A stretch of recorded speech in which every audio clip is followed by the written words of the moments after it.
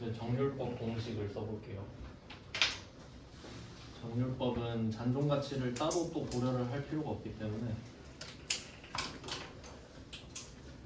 공식에 잔존가치가 없습니다. 일단 취득 원가로 시작하는 건 같고요. 잔존가치 대신에 다른 게 나옵니다. 얘는 전기말, 전기말은 작년 말이죠. 그러니까 작년 말까지 감가상각한 금액을 합친 거, 전기말 감가상각 유계액인데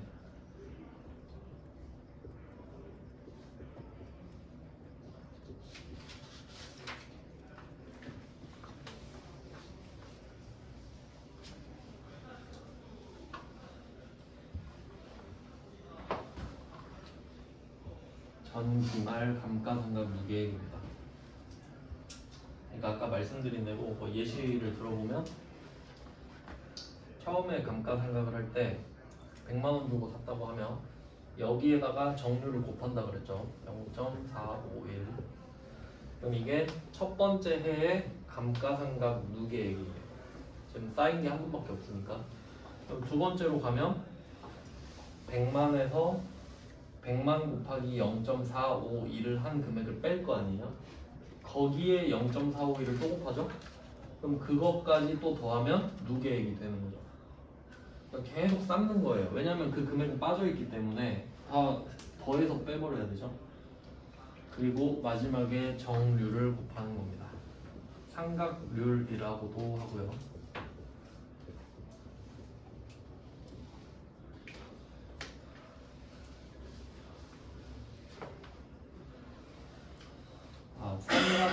상각이라는 단어는 그 비용화 하는 걸 말을 합니다. 비용화. 그럼 감가상각은 가치의 감소분 있죠. 가치가 떨어진 부분을 비용 처리한다는 소리가 되는 거예요. 감가상각.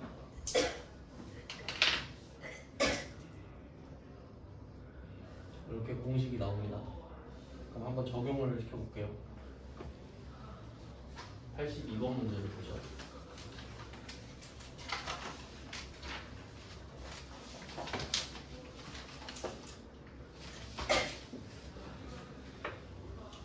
문제는 정액법입니다.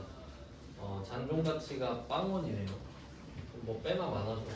공식에다가 한번 대입을 해보겠습니다. 취득 원가는 4천만원, 잔존가치 빵원. 일단 뺐습니다. 0이더라도 공식에는 들어가야 돼요. 그러면 4천만원입니다. 이걸 5로 나누는 거죠.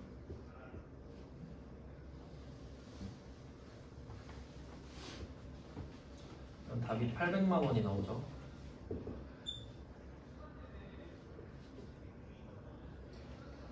자, 이렇게 구하는 거거든요. 그럼 이 800만 원을 구해놓고 이걸 가지고 역으로 추적하는 거예요. 800만 원을 구해 놓은 다음에 1년에 800만 원씩 뺄 거잖아요. 그러면 5번 빼면 4천만 원이 다 없어지죠. 그러니까 빵원이 되지, 5년 뒤에. 미리 찾아놓고 다시 곱하고 더하고 뭐 이런 거 하는 거거든요. 이거 이런 식으로 하는 건데, 근데 여기 디테일이 또 하나 있습니다. 이때 이 800만 원은 1년을 꽉 채워서 썼을 때 금액이에요. 그냥 5년으로 나눈 거기 때문에. 근데 취득 2를 보면은 1월 2일이라고 써 있잖아요. 1월 2일. 이때는 참고로 연도가 2020년입니다. 그럼 이 말은 2020년 1월 2일에 사서 2020년 12월 31일에 감가상각을 한다는 소리거든요. 그러면 정확하게 따지면 1월 1일은 안 썼죠. 1월 2일은 뭐 절반을 썼든지 다 썼든지 했겠네. 그러면 정확히 말하면 365일 중에 364일만 쓴 거거든요. 그럼 이거 어떻게 할 거냐 이거지. 네, 참고로 감가상각은 월할로 계산합니다. 월할. 그러니까 일할이 아니라 월로 쪼개요. 그러니까 1로 쪼개면 365로 쪼개는 거잖아요. 월할 한다는 소리는 12로 쪼갠다는 소리예요. 그래서 여기에다가 12로 나눈 다음에 사용한 개월 수를 넣거든요. 여기서 포인트는 그러면 1월 2일에 샀으면은 1월 거의 다 썼죠. 네, 그냥 극단적인 예시를 들어서 1월 27일에 샀을 수도 있잖아요. 1월 27일에 샀어요. 그러면 1월에 별로 안 썼죠. 그래도 1월을 쓴 걸로 봐요. 원래는 하루라도 들어가면 쓴 걸로 봐요. 그러면 우리 입장에서 손해일 수도 있잖아요. 안 썼는데 쓴 게 되면 비용을 더 많이 잡잖아요. 일단 12분의 12를 곱하는 게 답입니다. 그러니까 지금 이 문제 답은 800만 곱하기 12분의 10이에요. 왜냐면 1월부터 12월까지 다 썼으니까.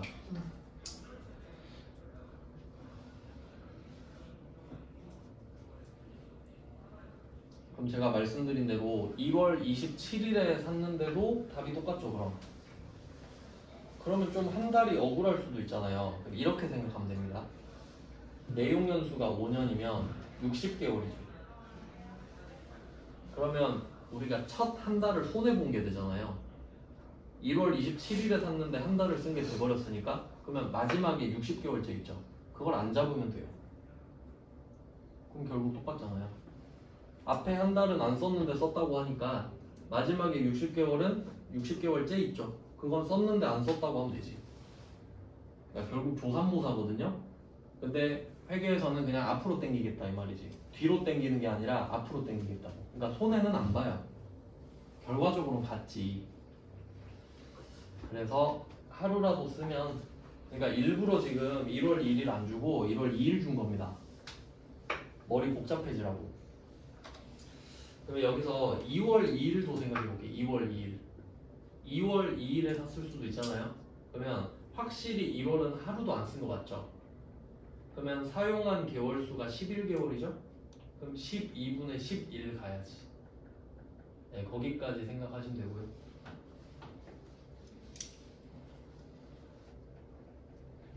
그러니까 이게 금액 구하는 거는 별로 안 어려운데 개월 가지고 장난치거든요, 이렇게.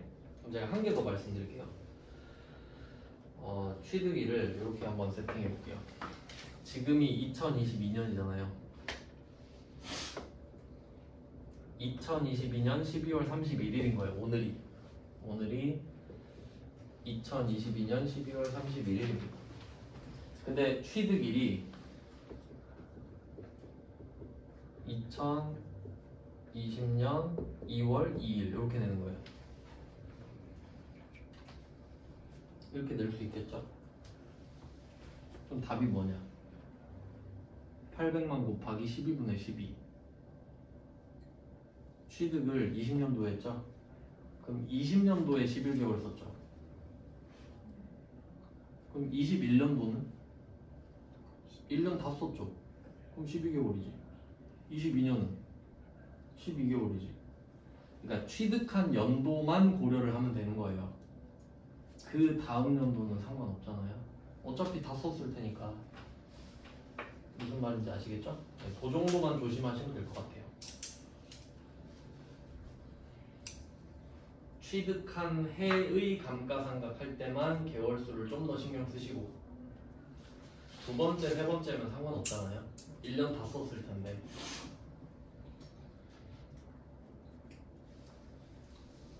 네, 뭐 이렇게 됩니다. 정액법은 이 정도. 그리고 만약에 잔존 가치가 뭐 100만 원 있었다 라고 할 수도 있죠. 그러면 공식에 그냥 100만 원만 넣으면 돼요. 뭐 100만 원 넣는다고 하면 4천만 원에 100만 원을 뺄 거 아니에요. 그럼 3,900이죠. 그럼 3,900을 5로 나눌 거 아닙니까? 근데 결국 다시 5를 곱하는 꼴이 되잖아요. 그럼 3,900만 원만 나가 떨어지죠. 그럼 100만 원이 남아있잖아요. 그러니까 남길 금액을 빼놓는 거지 미리. 그러니까 되게 단순한 공식이거든요. 네, 그래서 82번의 답은 800만 원 이렇게 해도 좋지만 800만 원 곱하기 12분의 12가 정확한 답입니다.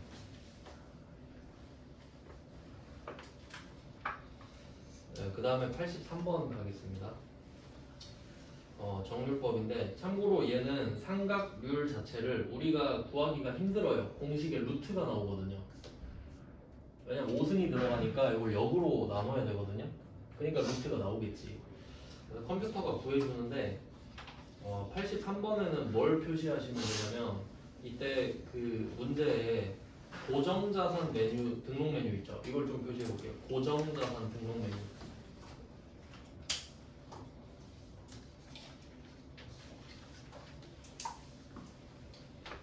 고정자산 등록 메뉴 써 있는데 그 지금 우리 배우고 있는 게 유형자산 아닙니까? 근데 이 고정자산은 부가가치세에서 쓰는 말이거든요. 막 엄청 중요한 거는 아닌데 그냥 한번 짚고 넘어갈게요. 유형자산은 재무회계에서 분류입니다. 유형자산. 그 지금까지 배운 게 차량 운반구, 토지, 건물, 비품, 건설 중인 자산 이런 거 있었죠. 기계장치. 근데 이 고정자산은 부가가치세법에서 쓰는 말이에요. 이 고정자산은 감가상각 대상자산을 말해요. 그러니까 감가상각을 하는 자산 있죠. 감가상각 대상자산.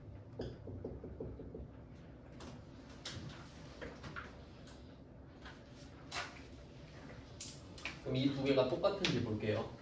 유형자산이랑 고정자산이 똑같냐? 느낌이 비슷하잖아요? 근데 다르죠? 왜냐면 유형자산 중에 감가상각 안 하는 거 있죠. 토지랑 건설 중인 자산.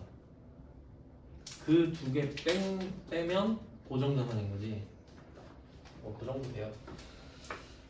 그래서 고정자산 등록 메뉴에다가 그 원래 감가상각을 하는 자산을 사면 여기다 등록을 해놓고 시작해요. 그래야 감가상각비를 구할 수 있거든. 그러니까 반대로 말하면 감가상각비를 구하고 싶잖아요 지금. 그러니까 당연히 감가상각 하는 애들만 이야기가 나와야 되죠. 그게 고정자산이라 이거지. 그러니까 여기에 토지랑 건설 중인 자산은 나올 이유가 없죠. 감가상각 안 하니까. 그 정도 내용이고요. 그러니까 원래는 해야 되는데 82번 문제에서는 고정자산 등록 메뉴를 그냥 말을 안 한 거지 그냥. 원래는 해야 됩니다 얘도. 뭐 나중에 결산할 때 같이 입력해보고요. 그러면 들어가면 알아서 0.451 이렇게 나오고 금액을 지가 구해줘요. 뭐 그래서 여기선 사실 답을 우리가 구할 수는 없는데 그냥 여기 있는 공식에 제가 금액을 넣어볼게요.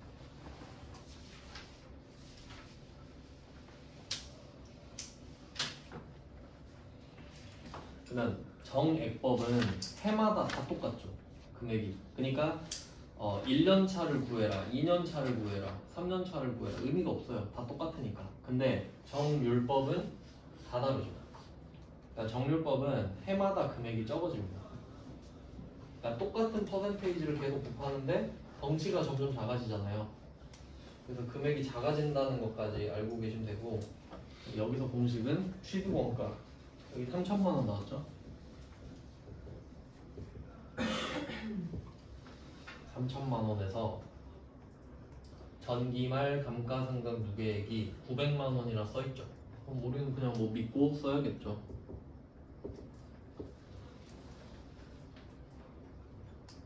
여기다가 정률을 또 곱하고. 네, 5년이 0.451이에요. 어차피 금액이 나와 있어요. 지금은 안 보이지만.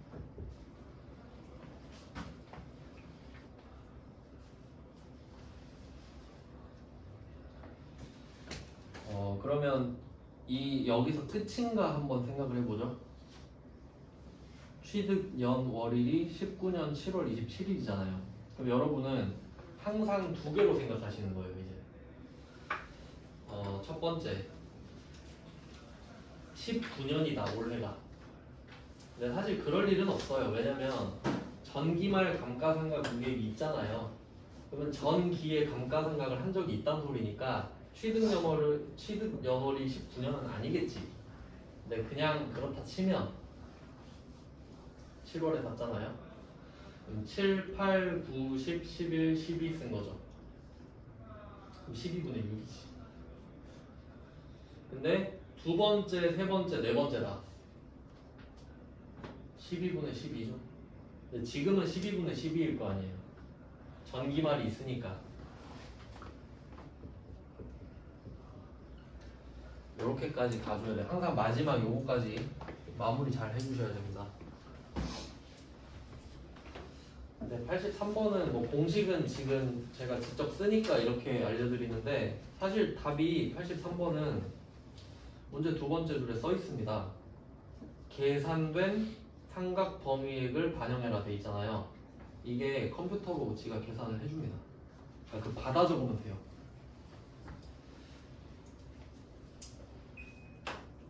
그래서 정액법, 정률법 봤습니다.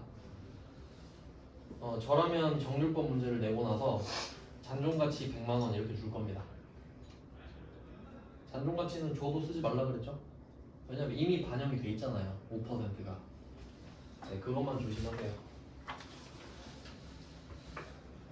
요렇게 일단 그 계산 방법을 알려드렸는데 그러면 82번의 답이 800만원이잖아요. 그 800만원을 81번에서 알려준 200만원, 100만원, 350만원 그거랑 똑같은 거예요. 그러니까 그냥 알려주는 것보다는 이렇게 문제 내는 게 더 낫잖아요. 그러니까 최근 트렌드는 이렇게 주는 게 맞겠지. 네, 그 다음은 84번 이거 볼 건데 요것도 중요 표시를 좀 할게요. 84번.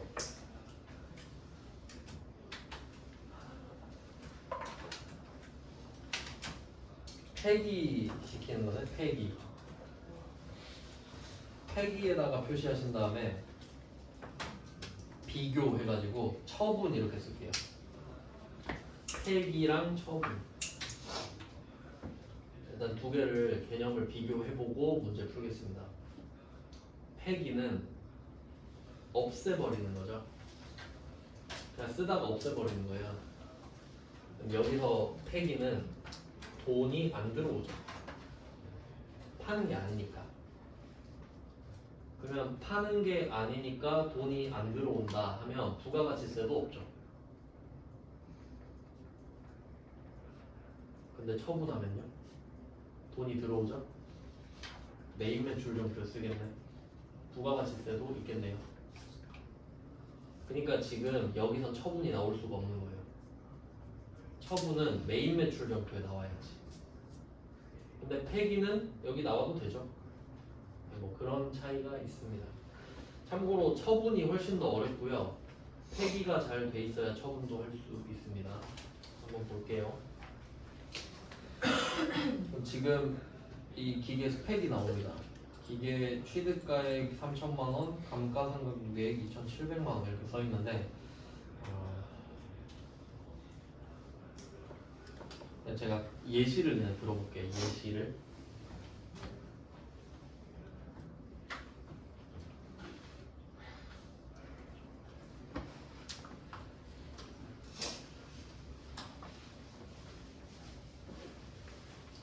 이번에는 제가 분개로 보여드리겠습니다. 기계를 샀을 때부터 감가상각 할 때까지.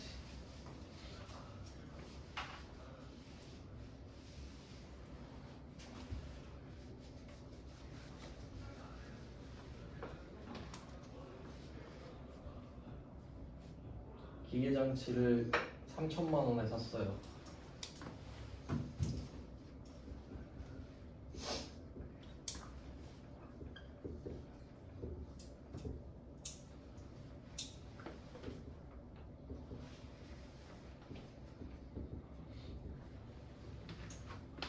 기계장치를 3,000원에 샀는데 이제 여러분은 이것까지 생각해야 됩니다. 제가 지금은 중요하지는 않아서 부가가치세는 말 안 합니다. 그러니까 원래는 여기에 300만원 부가세 더 붙어 있겠죠. 그리고 돌려받은 거겠지. 그러니까 결과적으로 남은 기계장치는 3,000이 되는 거거든요. 그냥 그렇다는 건 알고 계셔야 돼요. 그러니까 이 기계장치를 샀을 때 매입 매출 점표에 적었겠죠. 네, 그 정도 알고 있으면 됩니다.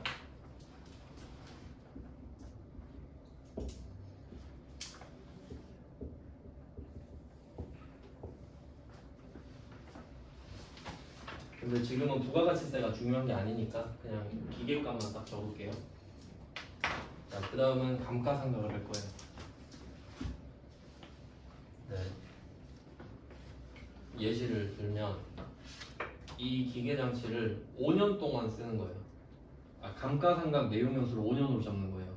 그리고 잔존가치는 빵원으로 하고 4년 6개월을 쓴 거예요.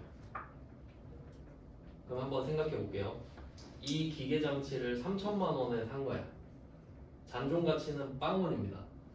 그리고 5년 정액버블을 쓰는 거예요.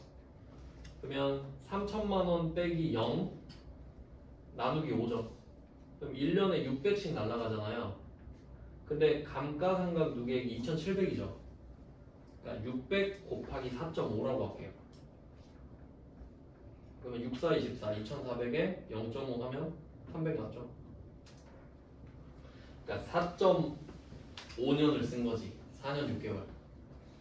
그러면 한 해가 지날 때마다 어떤 회계 처리를 했나 생각을 해볼게요. 그러면 1년에 600이잖아요. 자, 그러면 기계장치 3천만 원 중에 600을 빼야 되죠. 그러면 이론상 기계장치를 600을 빼면 되는 거란 말이에요. 하지만 그런 방법을 쓰지 않고 기계장치 대신에 감가상각 누계액이라는 애를 씁니다. 감가상각 누계액을 씁니다. 지금 계산한 금액은 600만 원이죠. 그러니까 원래 기계장치가 600을 감소해야 되는데 이 기계장치 대신에 감가상각 누계액이라는 애가 대신 깎여주는 겁니다. 그 앞에서 배웠던 대손충당금 같은 느낌이에요. 차감 계정인 겁니다. 대신 깎여요. 대신. 그러면 얘는 누구 대신에 깎이는지가 나오거든요. 그럼 얘는 기계장치 대신에 깎이는 애죠. 기계장치 전용 감가상각 누계액인 거지. 기계장치 전용 감가상각 누계액.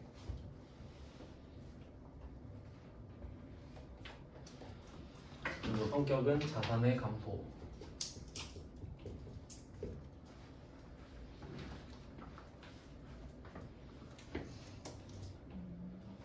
그러면 기계 대신에 600이 깎였어요. 그럼 비용 처리해야 되겠죠. 자산이 줄었으니까 이게 감가상각비로 들어가거든요. 근데 기계장치는 공장 소속이죠. 500 감가상각비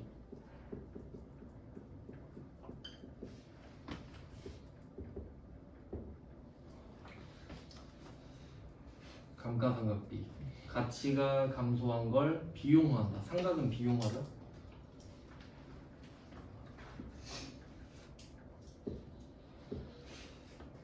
이걸 1년마다 하는 거예요. 12월 31일마다.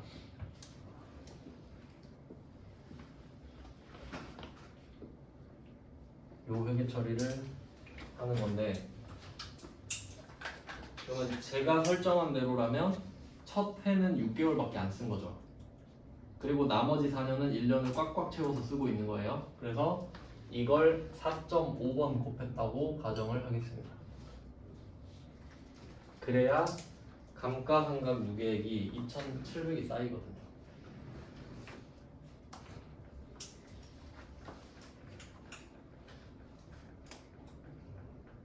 그럼 또 배운 거 응용해 볼게요. 감가상각비는 비용이고요. 감가상각 누계액은 자산 마이너스거든요. 그러면 이때 비용은 1년마다 초기화돼요. 그러니까 12월 31일에 비용 600 잡히잖아요. 그리고 끝 다음 날은 1월 1일인데 걔는 새로 또 수익과 비용을 모으겠죠.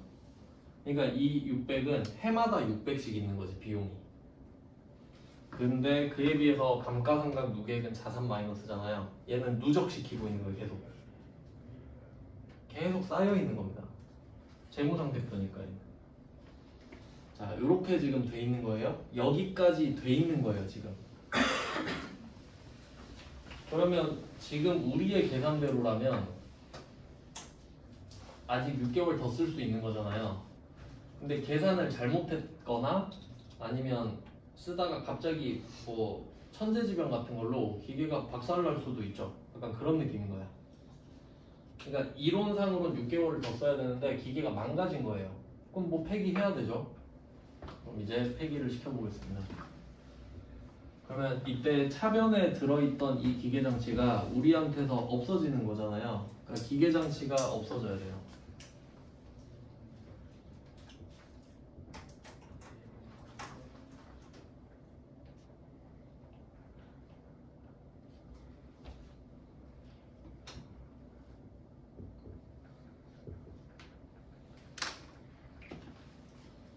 기계장치가 없어집니다. 들어온 대로 나가요.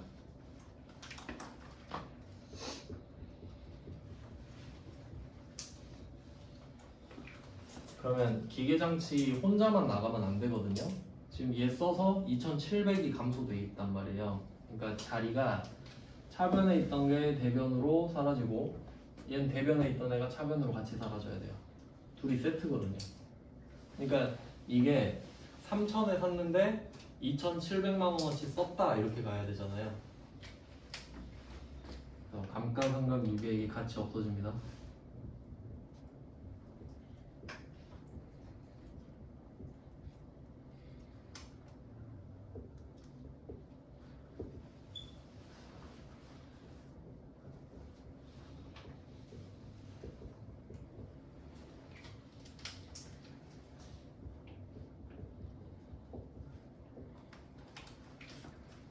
이 둘이 만나야 돼요. 이제 이 이유가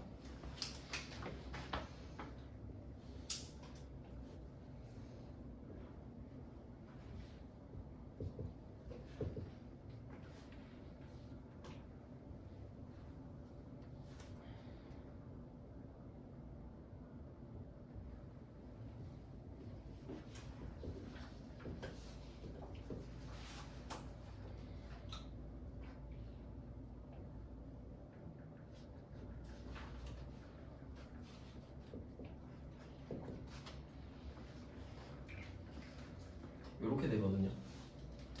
그러니까 처음에 기계장치를 사면 장부에 기계장치 3000 이렇게 돼 있겠죠. 그리고 감가상각 한 번 하면 감가상각 누계액 600 이렇게 들어가는 거예요. 그러면 3000 마이너스 600 해서 장부 금액 2400 이렇게 됐다가 한 번 더 하면 1200으로 바뀌겠죠. 그러면 계속 쌓이는 거예요 이게. 그러니까 처음에 300이었다가 600씩 계속 쌓여서 2700이 되는 거지. 그러니까 얘는 사온 가격은 3000, 감가상각 누계액은 2700 해서 장부금액 300 이렇게 기재돼 있어요. 장부에. 이게 장부예요.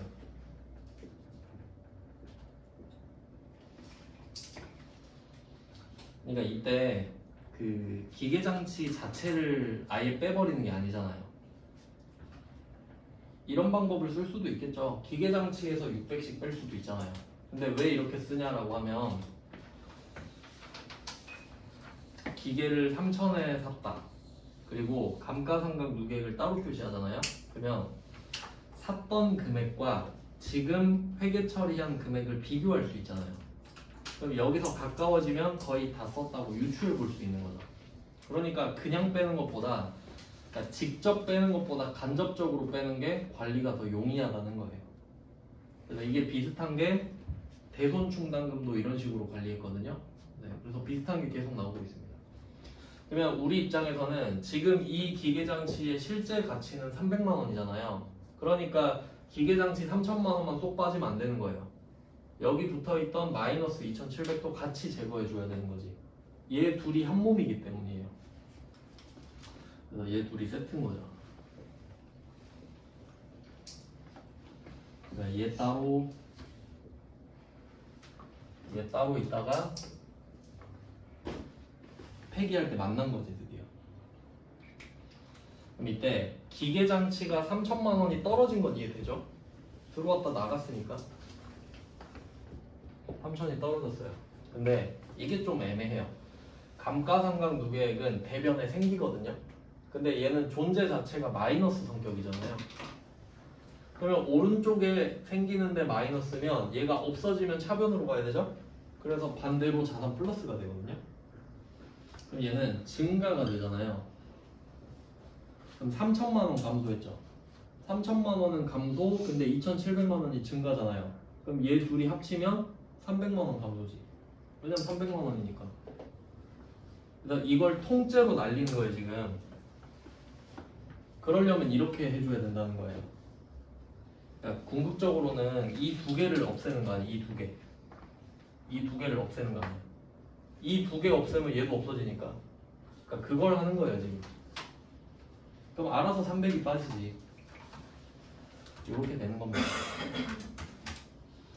그러니까 우리는 이 회계 처리를 하면 바로 300만 원 손해 봅니다. 왜냐면 우리는 4년 반 것만 회계 처리를 해놨는데 실제로는 5년치가 다 날라간 거잖아요 지금.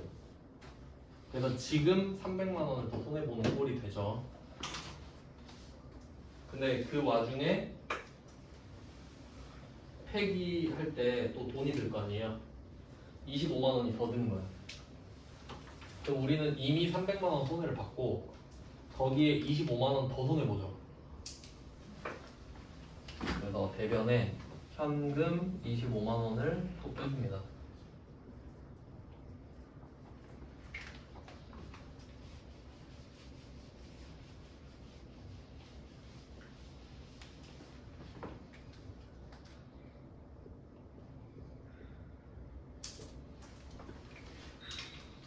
그러면 지금 이 빨간 박스 합치면 마이너스 300이죠?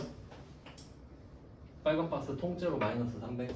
그 다음에 현금 25만원 마이너스 25만원. 그럼 이거 세 개를 다 합치면 마이너스 325만원. 그럼 그 325만원은 뭐냐 하면 이 기계가 없어지잖아요. 그러니까 제거되고 있는데 그냥 처분으로 보거든요. 유형자산 처분 손실이라는 계정 과목을 써요.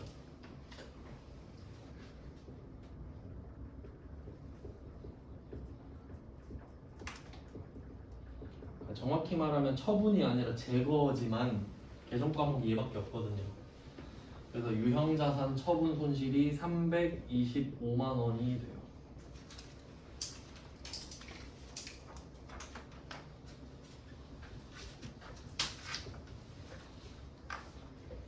이게 답인 거죠.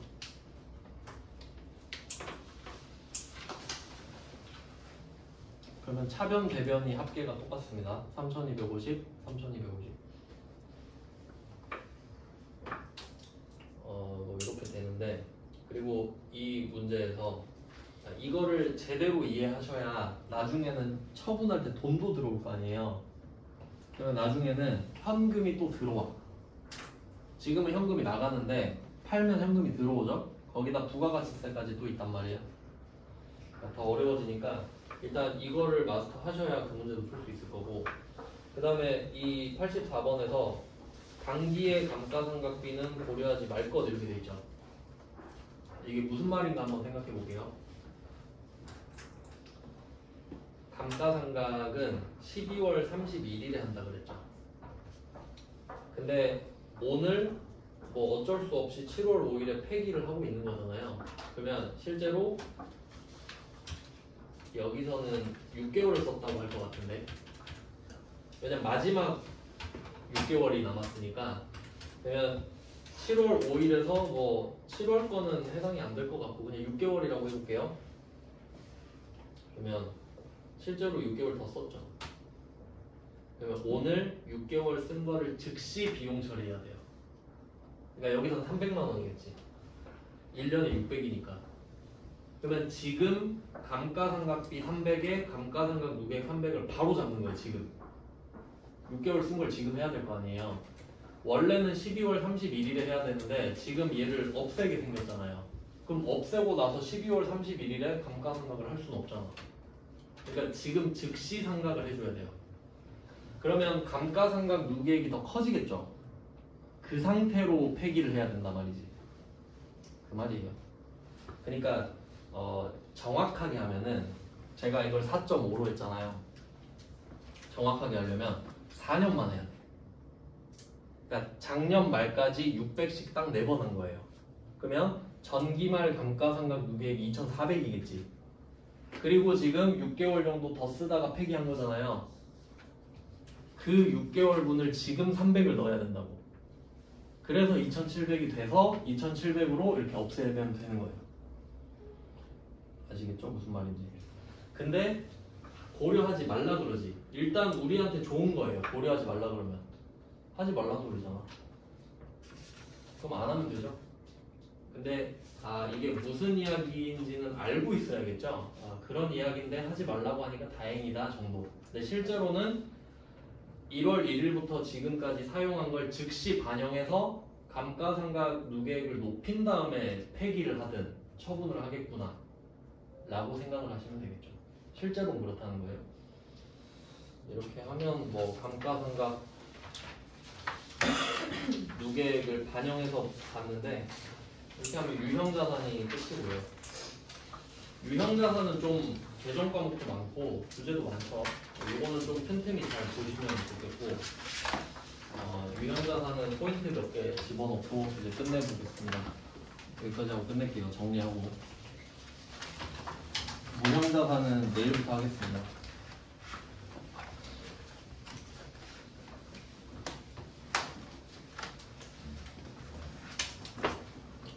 유형자산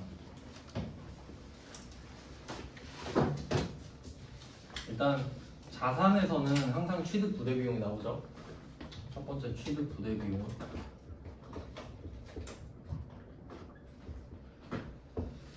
취득 부대 비용 얘는 유형 자산이 종류가 많잖아요. 자동차도 있고 건물도 있고 토지도 있고 그러니까 얘네들 성격이 다 다르잖아요. 그러니까 그 자산에 맞는 취득 부대 비용이 뭔지를 알아야 되죠. 근데 보통은 취득세가 항상 나왔고 취득세랑 뭐 그 특이한 게 공채 기억나시나요? 자동차 강제로 공채 사는 거 그것도 취득 부대 비용이고 그러니까 종류별로 좀 확인해 주시고 그다음에 두 번째는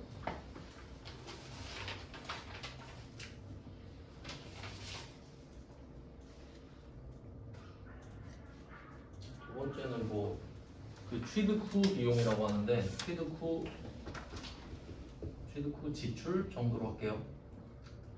그러니까 취득 부대 비용은 취득 중이잖아요. 근데 취득 후 지출은 취득이 끝난 상태로 지출을 하는 거죠. 그러니까 자동차세나 재산세 이런 애들 많이 나왔잖아요.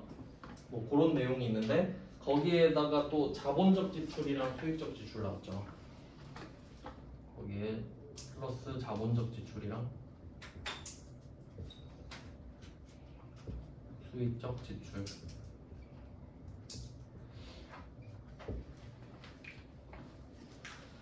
취득하면서 쓴 돈이냐 취득한 후에 쓴 돈이냐 크게 두 개로 나누고 그 뒤쪽에는 자본적 지출, 수익적 지출도 있다. 이 정도 정리가 됐고 그리고 마지막은 감가상각 정도로 크게 세 개로 정리하면 되겠네요.